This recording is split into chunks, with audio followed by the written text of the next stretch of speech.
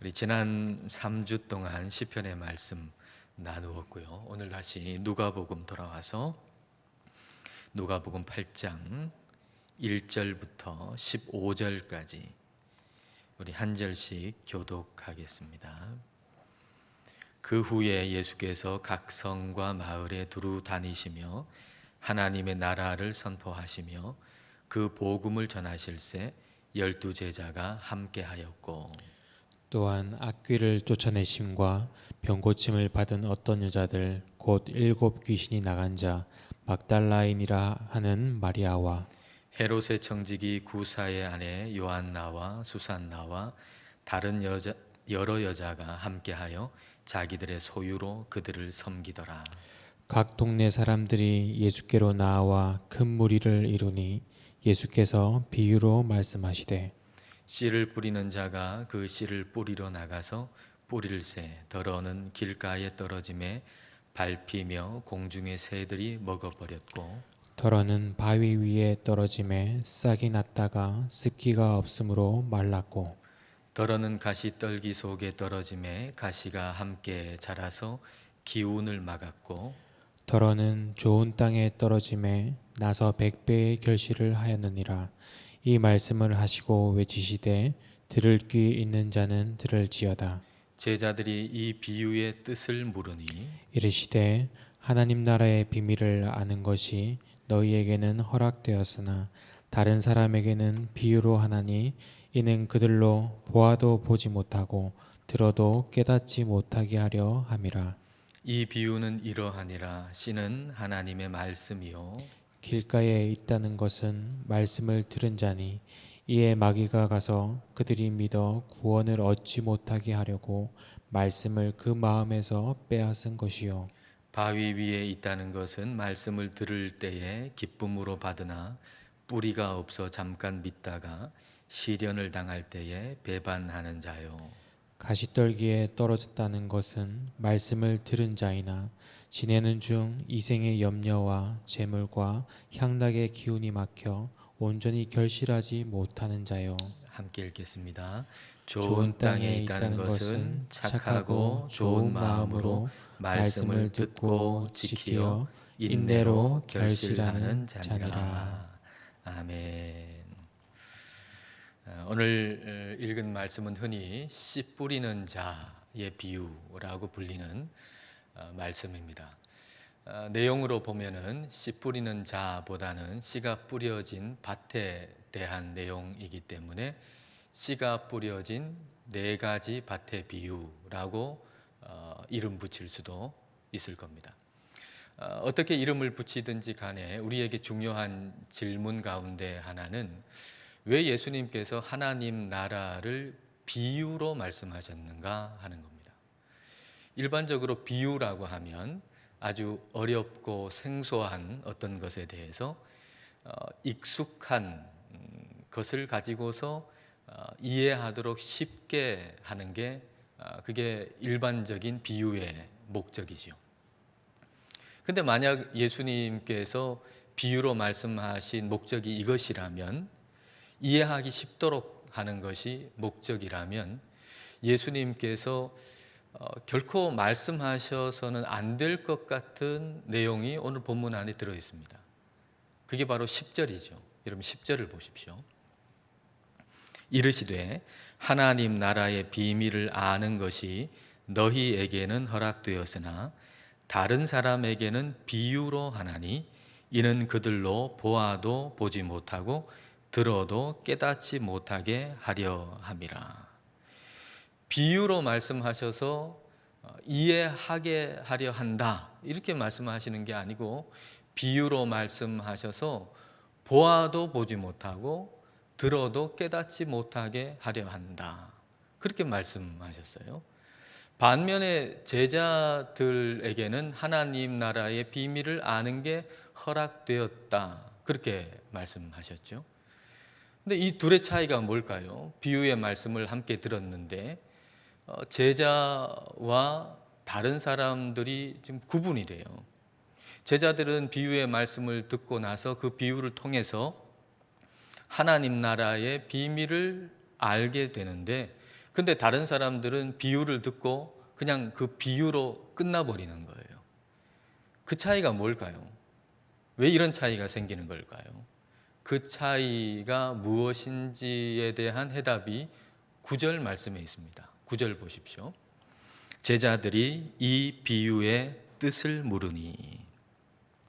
제자들이 비유의 뜻을 물었다라는 얘기는 예수님의 비유의 말씀을 듣고 제자들도 그 뜻을 몰랐다는 얘기입니다.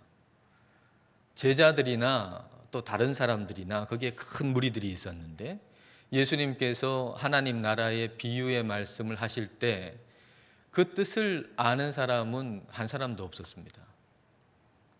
그러니까 다시 말하면 예수님께서 비유의 말씀을 하실 때에 이 비유의 말씀을 듣고 사람들이 그 뜻을 파악하리라고 기대하시지 않으셨다는 얘기죠. 예수님께서 비유의 말씀을 하실 때의 그 목적은 비유의 말씀을 듣고 사람들이 아, 이거 참 이렇구나 하고 파악하는 데 있지 아니하고 움직임에 있습니다. 움직임. 그 비유의 말씀을 듣고 움직이는 것, 그 비유의 말씀을 듣고 결단하고 행동하는 것, 거기에 예수님의 비유의 목적이 있습니다. 그 첫 움직임이 제자들한테 있었던 거죠. 그 말씀, 비유의 말씀을 듣고 그 뜻을 알지 못했어요. 근데 다른 사람들은 가만히 있었어요. 움직이질 않았어요. 그러나 제자들은 자기의 무지함을 인정하고 예수님께 그 뜻이 무엇인가 하고 물었던 거죠. 그게 처음의 움직임이에요. 오늘 비유의 이 말씀을 읽고 듣는 저와 여러분에게 예수님께서 원하시는 것은 다름이 아니라 바로 결단과 행동이에요. 아, 이 말씀 내가 다 알지. 이 말씀에 대해서 설교를 내가 얼마나 많이 들었는데 이 말씀은 내가 다 아는 말씀이야.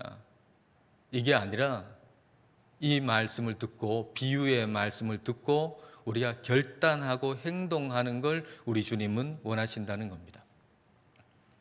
비유라고 번역된 파라볼레라고 하는 헬라어는 파라와 볼레 이 두 단어가 합쳐진 단어인데요. 파라라고 하는 것은 옆에라는 뜻이고 볼레라고 하는 뜻은 던진다는 겁니다. 그러니까 파라볼레, 비유라는 말의 의미는 뭐냐 하면 옆에 던진다는 거예요. 하나님의 진리 옆에다가 우리를 던지는 게 그게 비유예요. 그 진리 안으로 우리를 넣는 게 아니고 그 진리 옆에 우리를 던지는 게 비유예요. 그러니까 비유의 말씀을 들은 사람은 움직여야 해요. 그 진리 안으로 들어가야 돼요. 그 바로 옆까지 우리를 옮겨 놓으셨으니까 우리가 해야 할 일은 그 비유의 말씀을 듣고 그 진리 안으로 들어가는 행동과 결단이 우리에게 있어야 한다는 얘기입니다. 하나님의 나라를 한번 집이라고 한번 생각해 보세요. 그러면 하나님 나라의 비유는 뭔가 하면 바로 그 집의 현관문 앞에 우리를 데려다 놓는 거예요. 그럼 거기서 선택은 두 가지 중 하나죠. 하나는 그 문을 열고 들어가는 겁니다. 그러면 그 집 안에 누가 있는지 알게 돼요. 그리고 거기에 있는 사람들의 대화 속에 참여할 수가 있어요. 그러나 그 현관문 앞에 그대로 있으면서 아, 나는 그 집 다 봤다. 이러면 봐도 본 게 아니에요. 그 집 안에 있는 사람 누구야? 그러면 몰라. 봤다며. 그 집 봤다며. 아, 근데 몰라. 그 집 안에 있는 사람들이 무슨 대화를 하든 몰라. 봤다며. 그 집 봤다며. 그 집 현관문 앞에 그냥 가만히 있으면 비유의 말씀 듣고 나 이거 다 알아 하고 가만히 있으면 그러면 그 집을 다 본 것 같아도 본 게 아니에요. 보아도 보지 못하고 들어도 깨닫지 못하는 사람과 같은 거예요. 예수님의 비유의 목적은 바로 결단과 행동이에요. 우리의 무지함을 깨닫고 그리고 주님을 사모하는 마음으로 우리 주님께 한 걸음 더 들어가는 것, 그것이 예수님이 비유로 말씀하신 목적이에요. 그렇게 우리가 비유의 말씀을 듣고 주님께로 한 걸음 더 들어가 가지고 결국 어디에 도달하기를 원하시는가? 그게 바로 15절에 기록되어 있습니다. 15절을 보십시오. 좋은 땅에 있다는 것은 착하고 좋은 마음으로 말씀을 듣고 지키어 인내로 결실하는 자니라. 예수님의 비유의 목적은 우리의 결단과 행동이에요.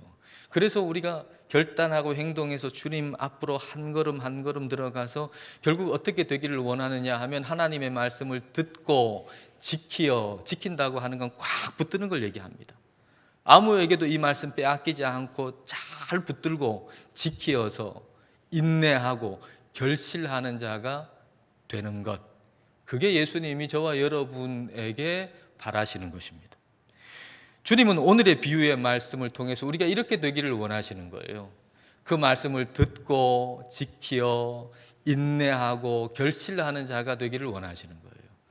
자, 그러면 우리가 해야 할 일은 무엇일까? 이 비유의 말씀을 듣고 우리가 해야 할 일, 우리가 결단하고 행동해야 할 일은 뭘까요?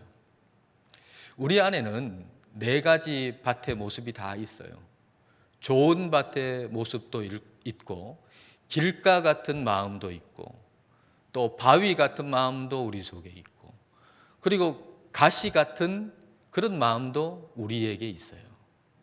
좋지 못한 이 3가지 밭의 모습이 나한테 있다는 걸 먼저 인정하고, 그걸 먼저 인정해야 바뀔 수가 있겠죠. 내 안에 좋지 못한 이 3가지 밭의 모습과 같은 것이 내 안에 있다는 걸 인정하고 결단하고 행동해서 새롭게 되는 것, 이게 오늘 말씀을 통해서 우리가 해야 할 일인 겁니다. 먼저 길가 같은 마음이 새로워져야 됩니다. 내 안에 길가 같은 마음이 있다라고 하는 걸 인정하고 그 길가 같은 마음이 새로워져야 합니다. 자, 12절 말씀 보겠습니다. 길가에 있다는 것은 말씀을 들은 자니 이에 마귀가 가서 그들이 믿어 구원을 얻지 못하게 하려고 말씀을 그 마음에서 빼앗는 것이요. 길가에 뿌려진 씨를 공중의 새가 와가지고 먹어버린다 그러잖아요. 그 비유의 의미가 뭔가 하면 우리 마음 속에 하나님의 말씀이 들어왔는데 그 마음 속에 있는 하나님의 말씀을 마귀가 빼앗아 간다는 거예요. 그럼 왜 마귀가 우리 마음 속에 있는 말씀을, 하나님의 말씀을 빼앗아 가려고 그럴까요? 왜냐하면 말씀이 우리 마음 속에 들어와서 우리가 그 말씀을 믿으면 우리가 구원을 얻기 때문이죠. 구원을 얻는다라고 하는 것은 나하고 하나님 사이가 원수지간이었는데 좋은 사이가 된다는 얘기거든요. 그러니까 하나님하고 나하고 좋은 사이가 된다는 것보다 더 큰 복은 없는 거예요. 하나님하고 나 사이가 좋아지면 그럼 모든 사이도 다 개선이 되고 좋아져요. 남편이 하나님과 사이가 좋아지고 또 아내가 하나님과 사이가 좋아지면 남편과 아내 사이가 좋아지거든요. 부모가 하나님과 사이가 좋아지고 자녀가 하나님과 사이가 좋아지면 부모와 자녀 사이가 좋아지거든요. 근데 사탄은 이걸 싫어하는 거예요. 우리가 사이 좋은 거 싫어하는 거예요. 사탄은 사이를 버려놓는 자예요. 이간질하는 자예요. 그래서 사이 좋게 만드는 하나님의 말씀을 그냥 우리 마음속에 그냥 놔둘 수가 없는 거죠. 우리를 구원하는 하나님의 말씀이 우리 마음속에 들어오는 걸 그냥 놔둘 수가 없어서 그걸 빼앗아 가는 겁니다. 근데 왜 빼앗기겠습니까? 하나님의 말씀이 그토록 좋은 우리를 구원하는 하나님과 내 사이를 좋게 만드는 그 하나님의 말씀이 내 마음속에 들어왔는데 왜 빼앗깁니까? 그 이유는 사탄이 말씀의 힘과 능력을 아는 것보다 우리가 하나님의 말씀의 힘과 능력을 사탄보다 더 모르기 때문이에요. 사탄은 알아요. 하나님 말씀이 얼마나 힘이 있는지 능력이 있는지. 그래서 그걸 빼앗아 가려고 그러는데, 근데 우리는 하나님의 말씀의 힘과 능력이 얼마나 대단한 것인지 사탄보다 모르니까, 그러니까 빼앗기는 거예요. 길가 같은 마음이라고 하는 것은 하나님의 말씀을 소홀히 여기는 마음이에요. 좋긴 좋지만 그러나 이게 최고는 아니다, 이런 마음, 이 마음을 우리는 고쳐야 돼요.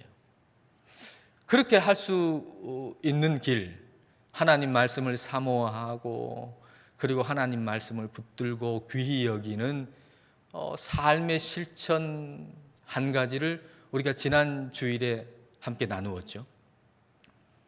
어떤 분은 까마득히 잊어버렸겠지만은 또 어떤 분은 한 주간 그렇게 실천하신 분이 있으리라고 생각합니다.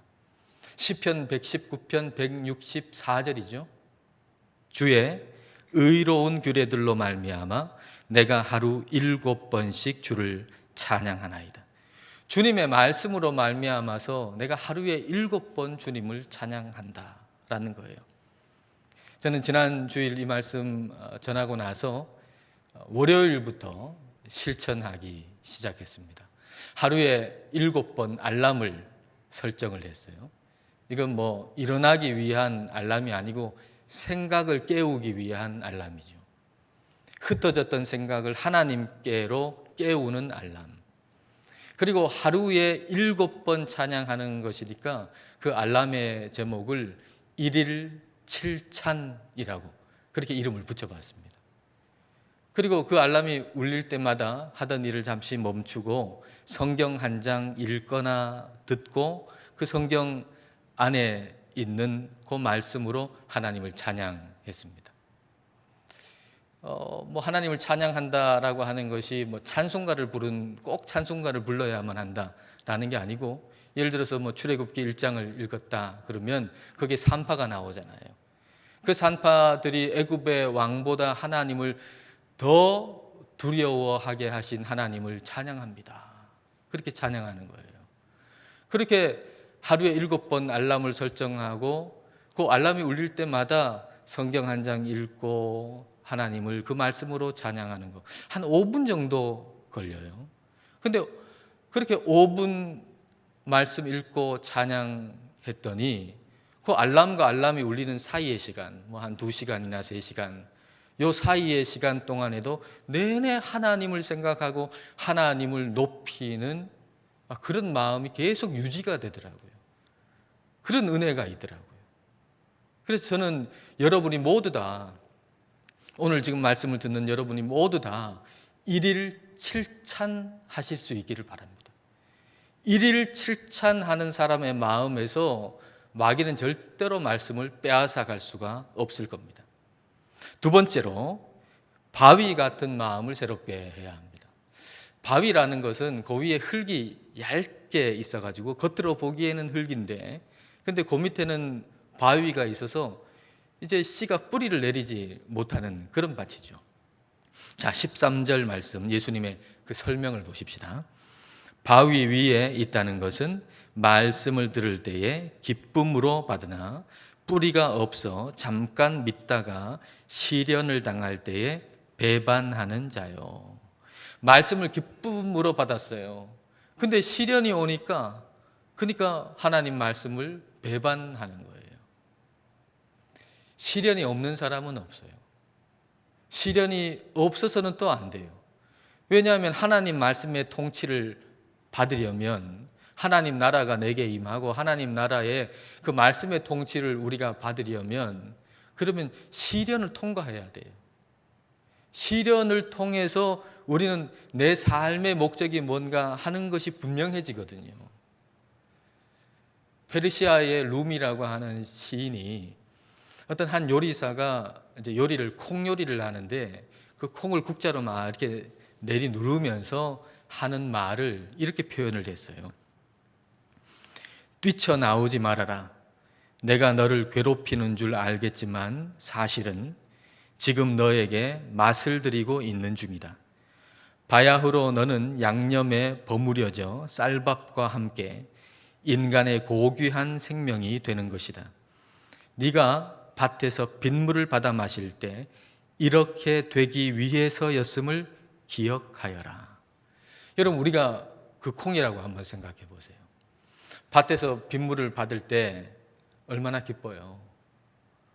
그럴 때는 모든 게 나를 위해서 존재하는 것 같아요. 농부도 나를 위해서 존재하고, 이 비가 내리는 것도 나를 위해서 존재하고, 다 나를 위해서 존재하는 것 같아요. 근데 생각지도 못했는데 냄비 안에 들어가고 뜨거운 물 안에 들어가요. 얼마나 괴로워요. 왜 나한테 이런 시련이 있느냐고 막 그렇게 불평하겠죠. 근데 그게 맛을 들이는 중이랍니다. 그리고 더 중요한 것은 내가 지금까지 빗물을 받고 이렇게 지금까지 온 게 그 목적이 사람에게 먹혀져서 사람의 생명이 되는 것이라고 하는 것을 알게 되는 거예요. 여러분, 우리가 마치 그 밭에서 콩이 빗물을 받듯이 하나님의 말씀을 받을 때는 우리에게 기쁨이 있어요. 근데 그것이 전부면 그러면 우리는 착각해요. 모든 게 나를 위해서 존재하는 것처럼. 하나님 말씀이 나를 위해서 존재하는 것이라고 착각해요. 내 목적을 이루기 위해서 하나님 말씀이 있다고 착각해요. 그런데 시련이 닥칠 때 그때 우리는 깨달아요.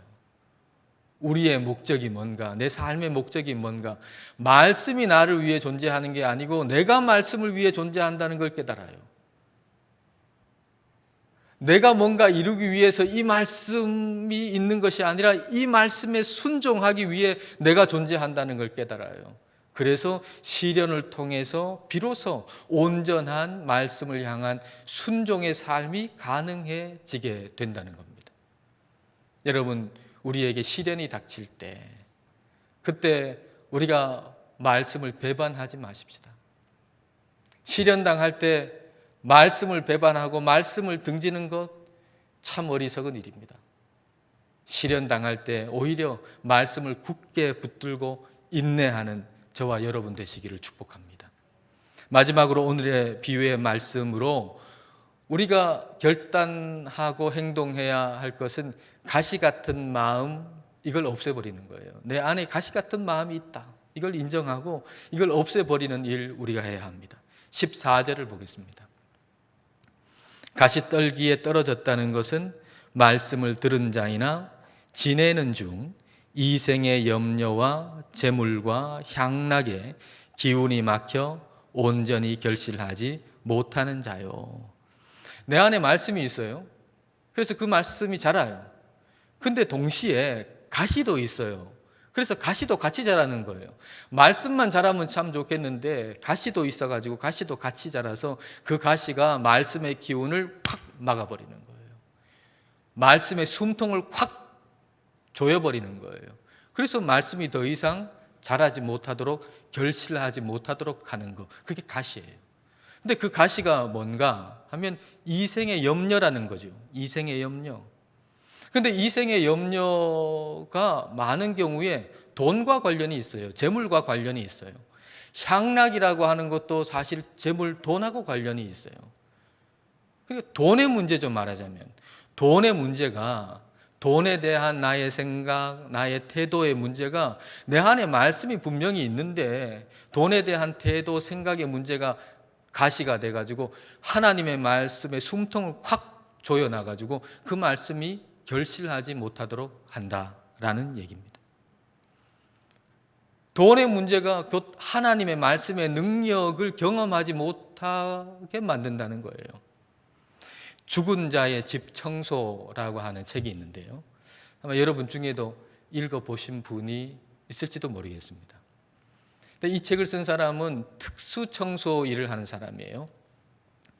자살을 하거나 아니면 살인이 일어난 그 집에 가서 청소를 하는 일을 하는 사람이 쓴 책입니다. 근데 이 사람이 혼자 살다가 죽은 사람, 스스로 목숨을 끊은 사람의 집에 가가지고 이제 청소를 할 때 보면 대부분 가난한 사람들이라는 거예요. 대부분 가난한 사람들.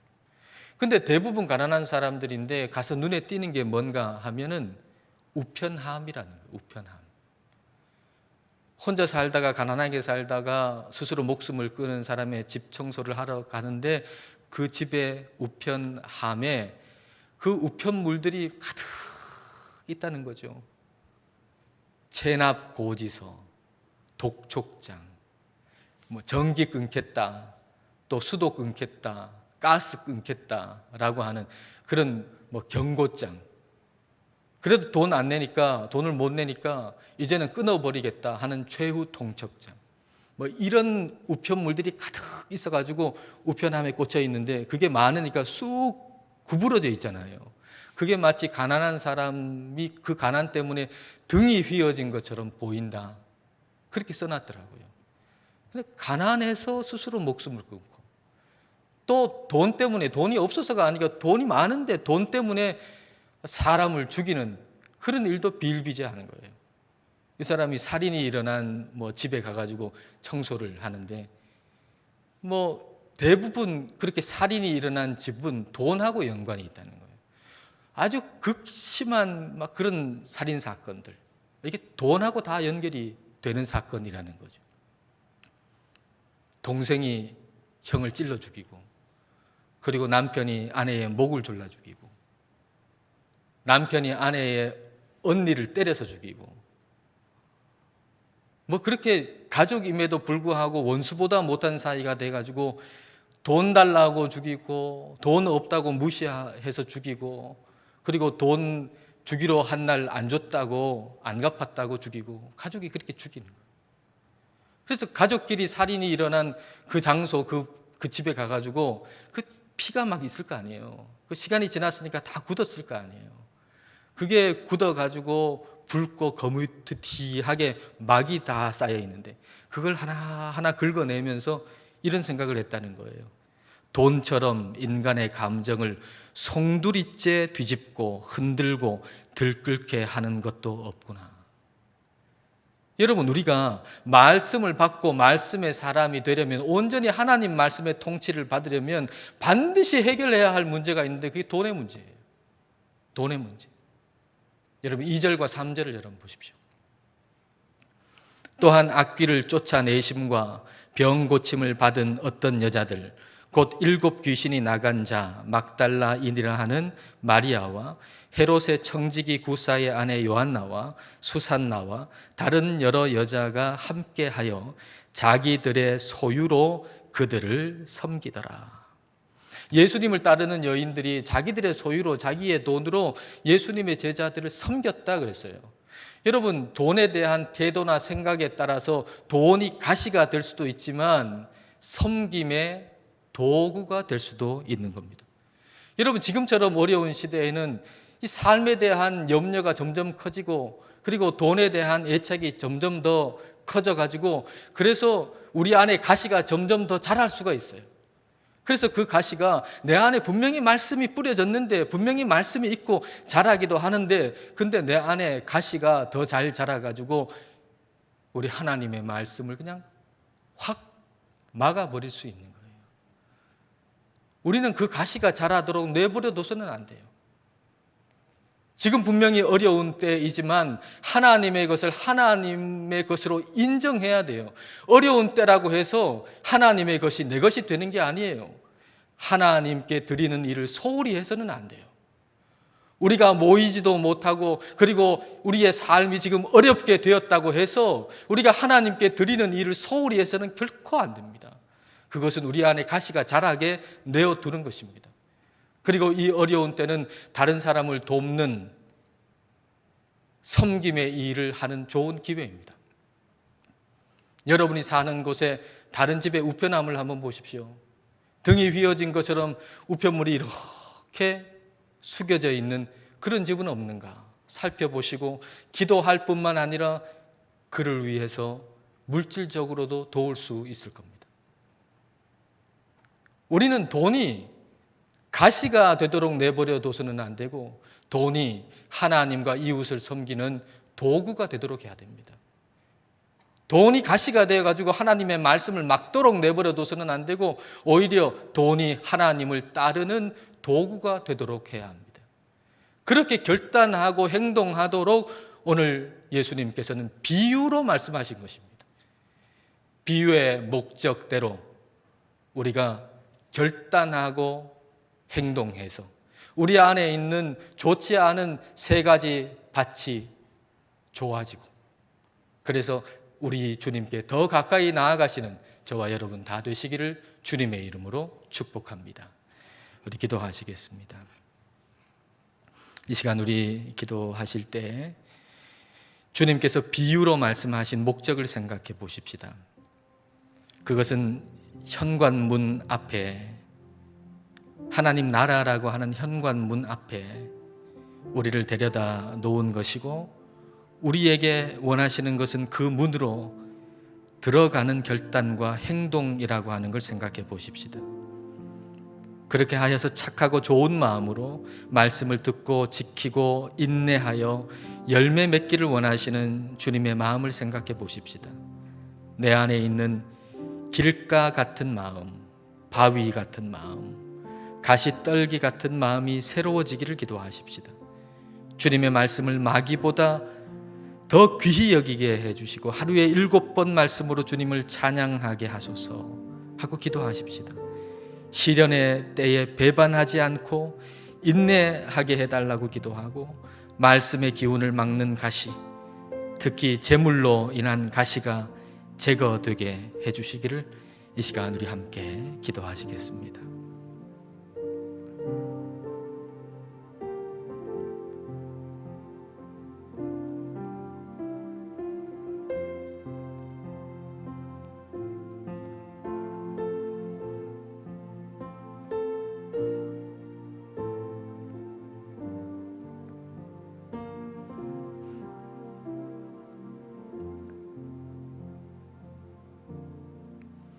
우리를 변함없이 사랑하시는 주님, 비유의 말씀으로 우리를 주님께로 더 가까이 부르시는 주님, 저희 마음이 새로워지기를 원합니다. 말씀의 힘과 중요성을 마귀보다 알지 못해서 말씀을 들으나 말씀을 빼앗기는 어리석은 마음을 고쳐 주옵소서. 말씀을 기쁨으로 들으나 시련이 찾아올 때 말씀을 배반하는 마음도 갈아엎어 주셔서 인내로 말씀을 끝까지 붙들게 하옵소서. 돈에 대한 염려가 가시가 되어 말씀의 능력을 경험하지 못하며 살지 않도록 재물에 대한 새로운 눈과 마음을 주옵소서. 그리하여 재물로 주님을 섬기게 하시고 이웃을 섬길 수 있는 저희가 되게 하옵소서. 착하고 좋은 마음으로 말씀을 듣고 지키어 인내로 결실하는 자가 되게 하옵소서. 예수님 이름으로 기도드립니다. 아멘.